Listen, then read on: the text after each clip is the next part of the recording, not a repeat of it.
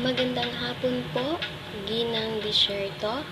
Ako nga po pala si Sherry Flores Gutot. Ako ay nabibilang sa pangkat 12. At kami ay inatasang mananaliksik sa pamamaraang 3 eyes. So ano nga ba ang 3 eyes? Ang pamamaraang 3 eyes ay binubuo ng introduction, interaksyon at integrasyon. Ang 3 eyes ay isang pamamaraan sa paggawa ng banghay-aralin. Ang una nating tatalakayin ay kung ano ang introduksyon. Okay, so ang introduksyon ay isang panimula na kung saan ito ang mga gawain bago magsimula ang isang guro sa kanyang klase. Ito ay tinatawag din mga panimulang gawain. So, narito ang panimulang gawain. Una, pagdarasal. Pangalawa, pagbate. Pangatlo, pagtatala ng libro. So, maliban sa tatlong ito, mayroon ding kasunod sa panimula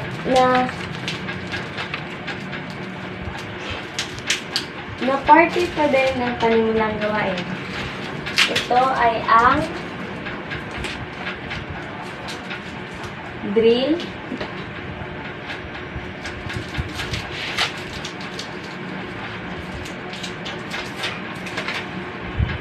pagbabalik aral o review.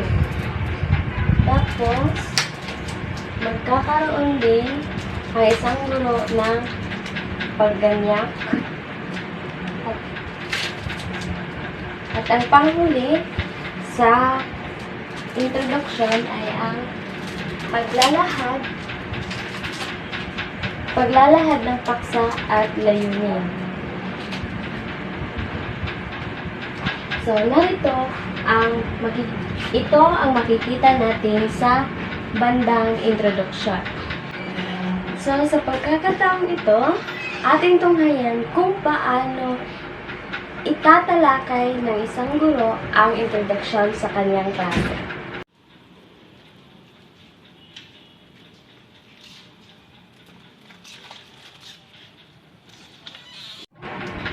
Okay, so mga bata, magsitayo ang lahat para sa ating panalangin. Sa ngalan ng Ama, ng Anak, ng Espiritu Santo. Amen. Aba, Ginoong Maria. Aba, Ginoong Maria, napupuno ka ng grasya, ang Panginoong Diyos ay sumasa iyo. Bukod kang pinagpala sa babaeng lahat, at pinagpala naman ang iyong anak na si Jesus. Santa Maria, Ina ng Diyos, ipanalangin niyo po kami na mga makasalanan, ngayon at kung kami mamamatay. Amen. Okay, so magandang hapon. Magandang hapon, magagandang mga bata. Magandang hapon po, teacher. Okay, so magsiupo ang lahat. Pero bago magsiupo ang lahat, isaayos muna ang iyong mga upuan. Okay, so magtatala na tayo ng mga liban. May liban ba sa klase ngayon? Wala po. Okay, wow! Ang ganda naman yan. Okay, so bago natin simulan ang ating klase, may ipapabasa muna ako sa inyong lahat. Okay lang ba yun sa inyo? Okay lang po. Okay, so ngayon, magpapabasa ako ng sabay-sabay. Huwag lakasan ng boses, ha? Okay. Okay, so okay? Parirala. Talata. Pang-ugnay. Kapag. Sugnay. Kung. Sana. Pag.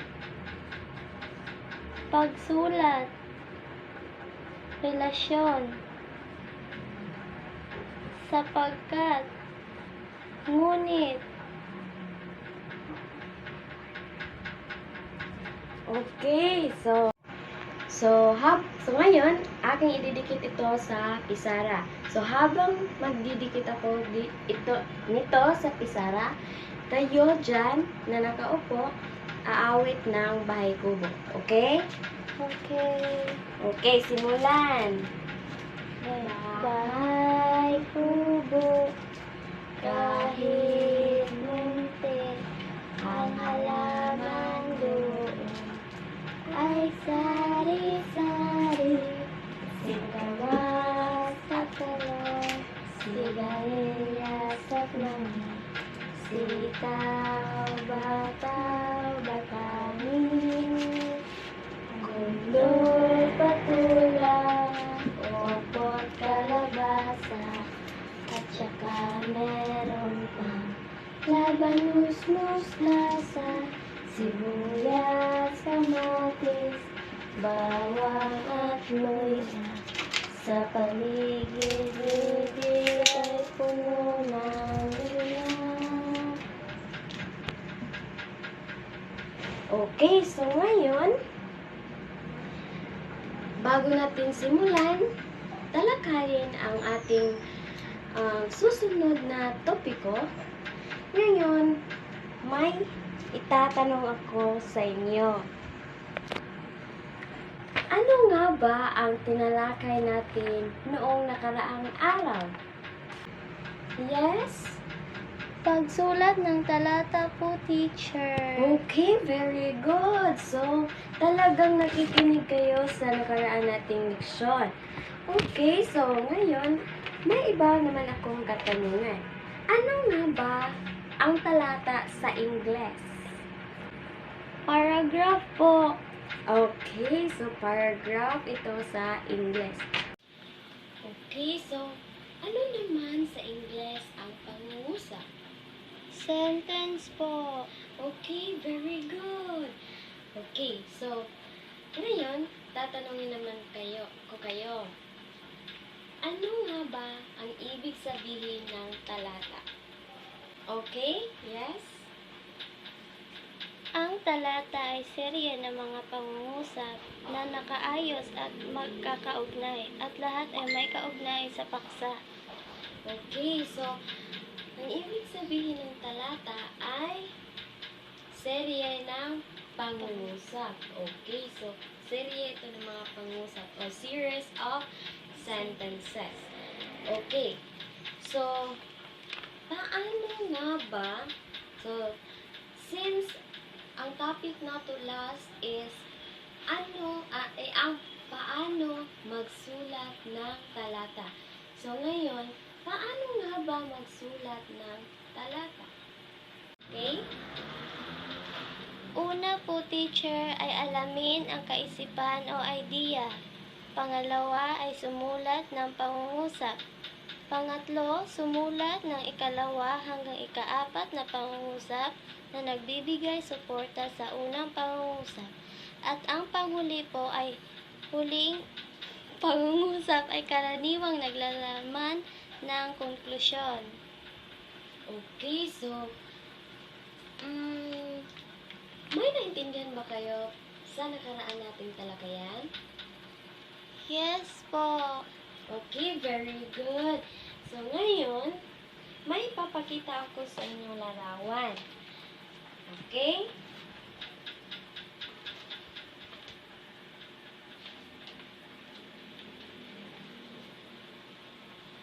Okay, ano nga ba ang nasa larawan? San Juanico Bridge po, teacher. Okay, very good. So, San Juanico Bridge. Saan ba natin matatagpuan ang San Juanico Bridge? Sa Samar po, teacher. Okay, very good. Okay, so, ano ang gamit ng tulay na ito? Yes? Ito po ay nagdudugtong sa Samar at Leyte po. Okay, ang dami mo namang alam. Very good. Ito ay nagdudugtong o nag-uugnay sa lalawigan ng Samar at saka Leyte.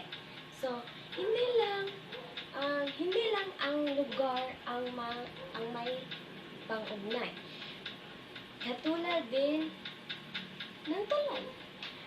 Sa Balaralang Pilipino, mayroon din tayong pang-ugnay. Kaya sa hapong ito, ating tatalakayin ang tungkol sa pang-ugnay sa hudyat ng pagsusunod-sunod ng mga pangyayari. Okay, so nais kong makinig kayo dyan ng maigi dahil sa katapusan ng talakayang ito ay inaasahang makamit ang mga sumusunod na kakayahan. So una, nakatatalakay sa kahalagahan ng pagsunod sa proseso. Ito ay mga layunin na, okay? Pangalawa, nakapagsusunod-sunod ng pangyayari gamit ang tamang pang-ugnay. At ang pangatlo ay nakagagamit ng mga pang-ugnay sa hudyat ng pagsusunod-sunod ng mga pangyayari. Klaro ba ito sa inyo? Yes po, teacher. Okay, so atin itong tunghayan ngayon. Okay po. Magandang hapon mga bata! Ako nga pala si Shirley Manaya, ang inyong guro. Upang mas maintindihan nyo ng mabuti ang ating paksa, ay magkakaroon muna tayo ng gawain. Hahatiin ko kayo sa 3 grupo.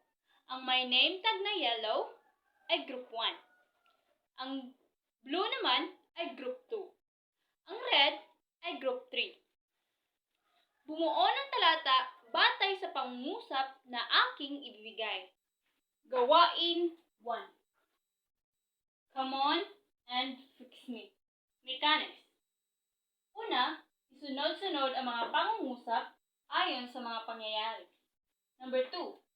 Pumili ng representante na magbahagi ng sagot sa harap ng klase. Pangatlo, gawin ito sa 3 minuto. Unang pangkat. Pangalawang pangkat. Pangatlong pangkat. Ito ang nabuong talata ng unang pangkat. Pagkatapos ng People Power of EDSA 1, una, nahirang bilang Pangulo ng Republika ng Pilipinas si Pangulong Corazon C. Aquino, na tinaguri ang pinakaunang babaeng naging presidente ng Pilipinas. Pangalawa, si Fidel V. Ramos. Pangatlo, si Joseph E. Estrada. Pang-apat, si Gloria Macapagal Arroyo. Kasunod nito ni Benigno Simeon Aquino. At ang pinakahuli at kasalukuyang Pangulo ay si Presidente Rodrigo R. Duterte. Pansinin ang nabuong talata ng unang pangkat class. Ano ba ang mga katagang ginamit upang maayos ng gusto ang pagkakasunod-sunod ng mga pangyayari? Yes, Michelle? Ang mga katagang ginamit ay mga salitang una, pangalawa, pangatlo, at sa huli. Tama! Paano ito nakatulong upang maunawaan ang tamang pagkakasunod-sunod ng mga pangyayari? Another hand. Yes, William? Ang mga bilang na ito ang siyang nagpapakita ng pagkakasunod-sunod. Tama! Mahalaga kung gayon na alam natin ang mga salita, kataga o pahayag na nagpapakita ng wastong pagkakasunod-sunod para magamit natin ayon sa pangangailangan. Sa tingin ninyo, class, batay sa halimbawa, ano ba ang pinagsusunod-sunod kapag ginagamit ang mga katagang una, pangalawa, at sa huli? Yes? Kapag ang pinagsunod-sunod ay mga pangalan, gumamit ng katagang una, pangalawa, pangatlo, at sa huli. Sa bahagi ng pananalita, ano ba ang katawagan ng mga katagang una, pangalawa, pangatlo, at sa huli? Yes? Ito po ay tinatawag na pang-uring pamilang. Tama! Ito ay tinatawag na pang-uring pamilang o ordinal. Ngayon, batay sa mga sagot ng inyong mga kaklase, ano kaya ang unang alituntunin? Yes? Ang pinagsusunod-sunod ay pangalan, gumamit ng katagahan na pang-uring pamilang o ordinal na una, pangalawa, pangatlo, at sa huli. Kapag ang pinagsusunod-sunod ay mga pangalan, gumamit ng mga pang-uring pamilang na panuruan o ordinal. Ano nga uli yung pangalan? Yes? Ang pangalan ay nagpapahayag ng pangalan ng tao, bagay, hayop, lugar, at gawain. Tama. Sino naman dito ang makapagbibigay ng ibang halimbawa? Sa paghuhugas ng mga pinagkainan, siguraduhin una ang mga kutsara, pangalawa ang mga baso, pangatlo ang mga plato. Mahusay! Maliwanag ba ang ating unang alituntunin, class? Opo, teacher. Very good. Ngayon, pakinggan naman natin ang pangalawang pangkat. Pangalawang pangkat. Unang hakbang. Magpakulo ng 9 tasang tubig sa isang malaking kaldero o kaserola. Pangalawang hakbang. Idagdag ang 2 tasang bigas at asin sa kumukulong tubig at saka haluin. Ikatlong hakbang. Hayaang kumulo ng 45 minuto sa katamtaman hanggang mahinang apoy upang lumambot ang bigas. Pang-apat na hakbang. Halu-haluin ng madalas upang hindi dumikit ang kanin sa kaldero. Maraming salamat! Bigyang ng 5 pagsak para sa ikalawang pangkat. Ano ang mga salitang hudyat sa pagkakasunod-sunod ng mga parirala sa mga pahayag na iyon, class? Ang mga salitang hudyat sa pagsusunod-sunod ng mga pangyayari sa mga pahayag ay ang unang hakbang at pangatlong hakbang. Tama!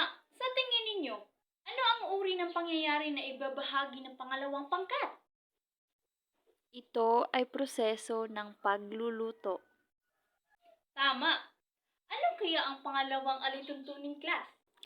Sa paggawa ng proseso o hakbang, gumamit ng pang-uring pamilang na salitang step o hakbang. Tama! Sa madaling sabi, kapag ang pinagsusunod-sunod ay proseso o paraan ng pagsasagawa ng isang bagay tulad ng pagluluto, paglalaba, pagkukumpani ng sasakyan o paggawa ng iba't ibang bagay o yung mga tinatawag na tekstong prosedural, makatutulong ang paggamit ng sumusunod.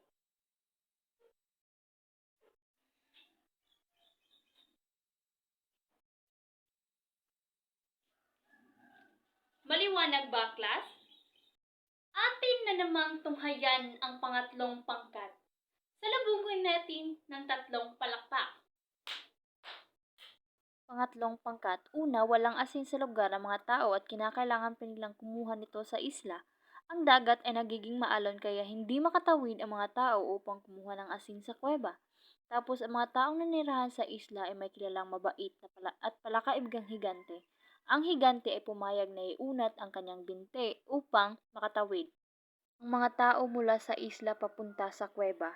Ang binti ng higante ay lumapag sa bahay ng mga langgam at kinagat ng malulupit na langgam ang binti ng higante. Ibinababad ng higante ang kanyang magang hita sa tubig. Ang mga taong may dalang sako-sakong asin ay nahulog sa tubig. Magaling, Group 3! Congratulations, clap para sa Group 3! Tunghayan natin ang talata ng pangatlong pangkat, class.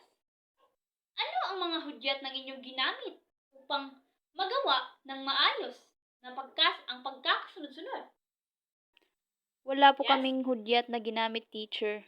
Sinubukan lang naming intindihin ang mga pangyayari sa bawat pangungusap. Mahusay! Ano ba ang dapat isalang-alang? Sa tingin ko po, intindihin lang ng mabuti ang mga pangyayari nang sa gayon maisaayos ng mabuti ang mga pangyayari. Tama!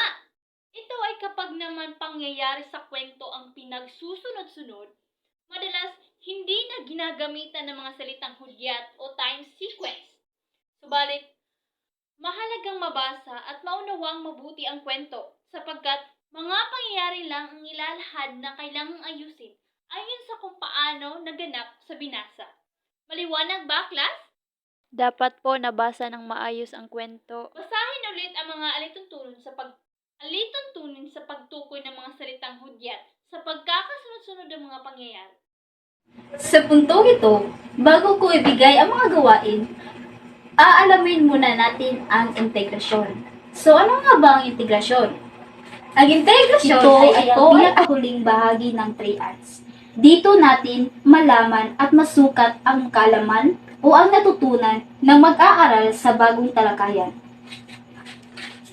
Nabibilang ang pagsusulit o aplikasyon, pagtataya o evaluation, at takdang aralin. Sa puntong ito, para malaman ko kung may natutunan ba kayo sa aking tinalakay, may ipapagawa ako sa inyo. Panuto, gumawa ng talata gamit ang mga pang-ugnay na hudyat sa pagkasunod-sunod ng mga pangyayari. Gawin ito sa loob ng 5 minuto lamang. So, sa gawain na ito, gawin ko, susubukan mo, ito ay pangkatang gawain na may pamantayang operasyon 5 puntos, kaangkupan ng salita 10 puntos, at ang kabuuan ay 15 puntos. Tapos na ba kayo, class?